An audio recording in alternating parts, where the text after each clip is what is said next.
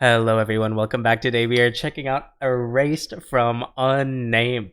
I am very excited to check this one out because we had just like finished reacting to the Shinanoga Ewa cover from Unnamed, and I was a little down because that was like our last musical project from Unnamed we had to react to, but this just uploaded. We've got a new original from Unnamed. I'm super excited. Let's just jump right on into things. I already know this is going to be amazing. Let's just hit play in 3, 2, 1, go. Ooh, okay.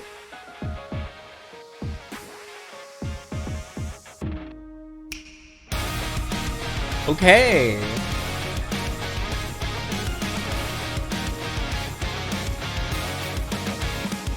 Interestingly enough, this riff here sounds, I don't hear a string track, but this riff almost sounds like reminiscent of what you would expect a string track to play, which makes me think we'll probably have a layered string track in the future.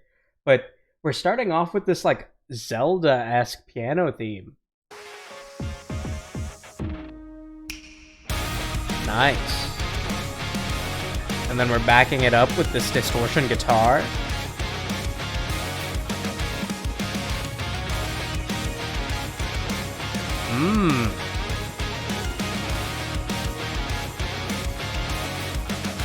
All right.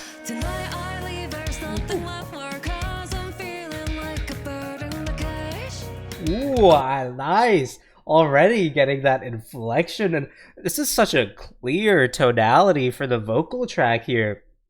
And also, there's a beautiful full bass track under that.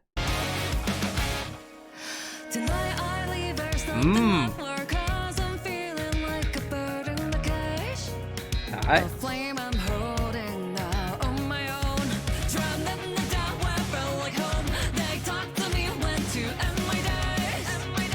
Nice.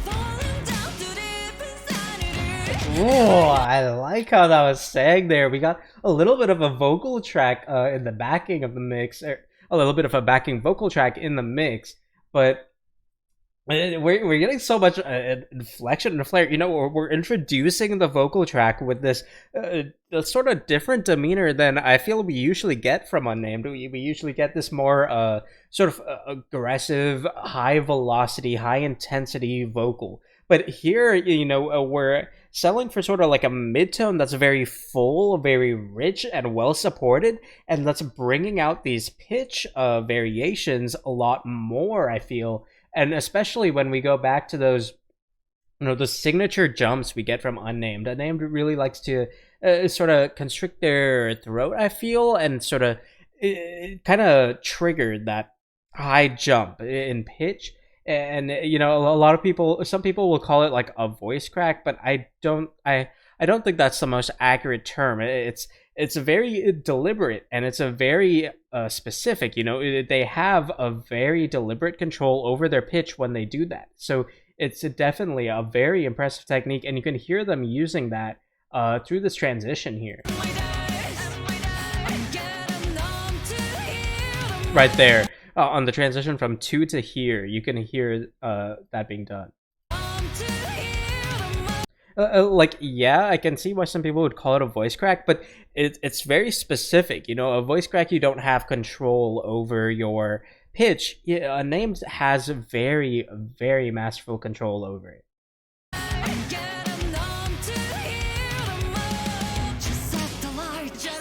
And then backing vocal here. Nice. And then you can hear it. We're getting more treble tonality here. We're pulling out of the bass in the vocal track, getting to a treble lull. And, it emphasizes so much more when we get those backing vocals, as well as when we're dipping down in pitch.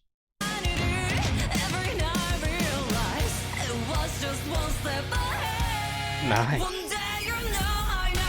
Ooh, wait. We gotta go back there. That was nice. If I heard that right, that was a backing vocal with a scream.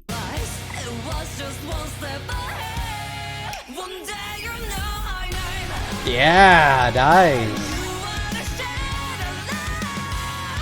Ooh, okay.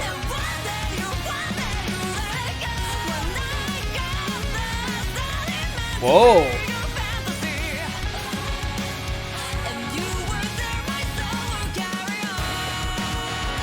Whoa, we got some crazy instrumentation there, you know?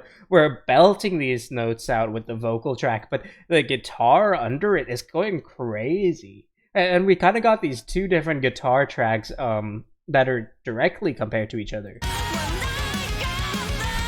Here we're getting nice, you can hear when I'm gone. That part, when we're going a bit lower or a little bit raspier, adding some growl to it, projecting out, belting that out, and you can hear we're getting this treble guitar, this treble bass guitar, to introduce that line there.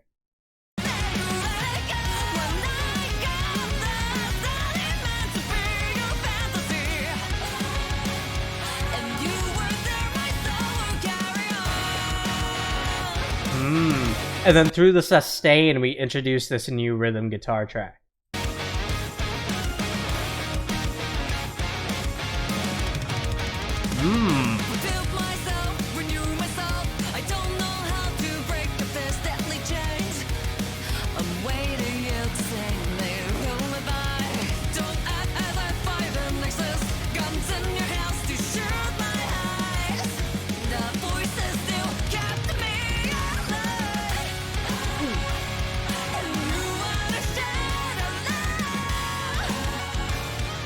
Ooh, we gotta go back there. We got, okay, so not only are we getting a tiny bit of, well, we're getting this tiny bit of guitar variation under this part. And so with this other guitar track going off on its own little tangent there underneath another guitar track.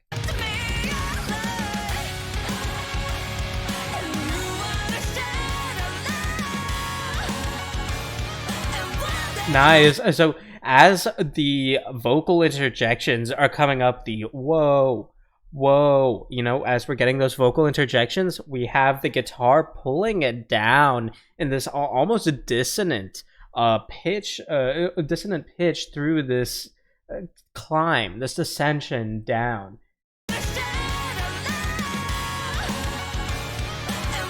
But you can hear a little flare as it does that to match the projections we get from the vocal choral interjections we get.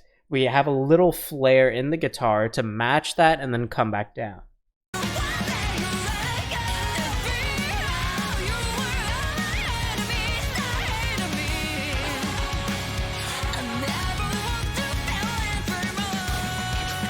Ooh, okay. Oh. Alright. I did not expect to switch up like this.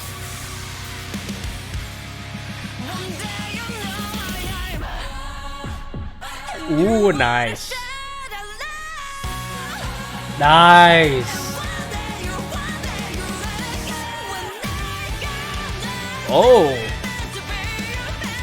Whoa, I was not expecting that. There's some unusual switch-ups here. Wait, you know, I really like the isolated growl we got there from the vocal track. As well as this part, too.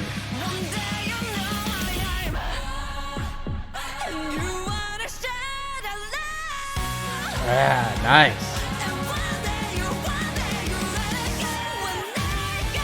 And then right here, we get a lot of bass in the mix all of a sudden, and I think that's emphasized by the bass cutout we just got earlier.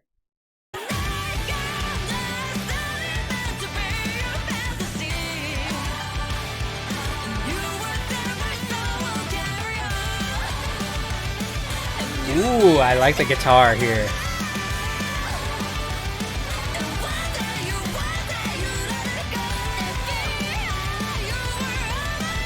If I'm not mistaken, that guitar now is referencing the piano lick that we introduced, but we're speeding it up. You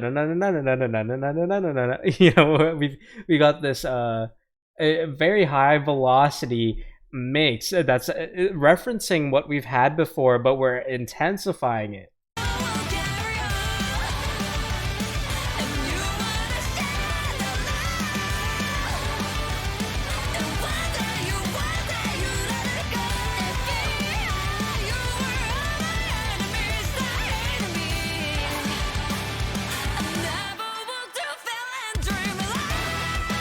Nice.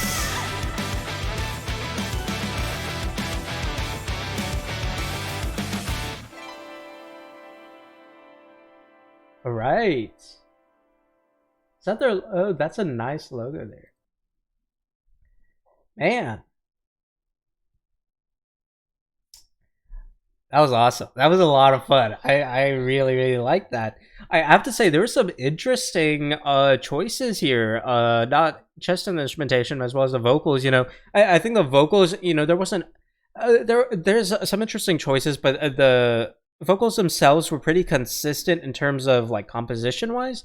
But the inflections and the flares we had, I mean, every single projection was different. We had this, there's always something new every time we heard Unnämed sing. Absolutely incredible. And there was some interesting instrumentation here, you know? We got some odd, honestly odd combinations of notes here.